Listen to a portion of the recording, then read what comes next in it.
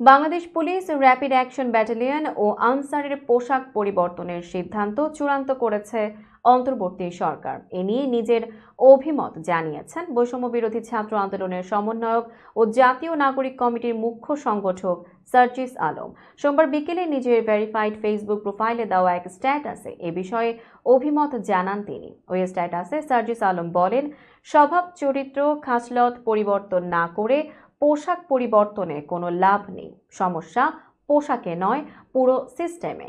এর আগে আজই স্বরাষ্ট্র মন্ত্রণালয়ের সভাকক্ষে উপদেষ্টা পরিষদের বৈঠকে আইনশৃঙ্খলা বাহিনীর পোশাক পরিবর্তনের সিদ্ধান্ত চূড়ান্ত হয়। বৈঠক শেষে সাংবাদিকদের এ বিষয়ে বিস্তারিত জানান স্বরাষ্ট্র উপদেষ্টা লেফটেন্যান্ট জেনারেল অবসরপ্রাপ্ত জাহাঙ্গীর আলম চৌধুরী। এ সময় জানানো হয়, পুলিশের পোশাক হবে লোহার বা আয়রন রঙের, র্যাবের পোশাক হবে জলপাই বা অলিভ রঙের, আর আনসারের পোশাক হবে সোনালী গমের বা গোল্ডেন হুইট রঙের।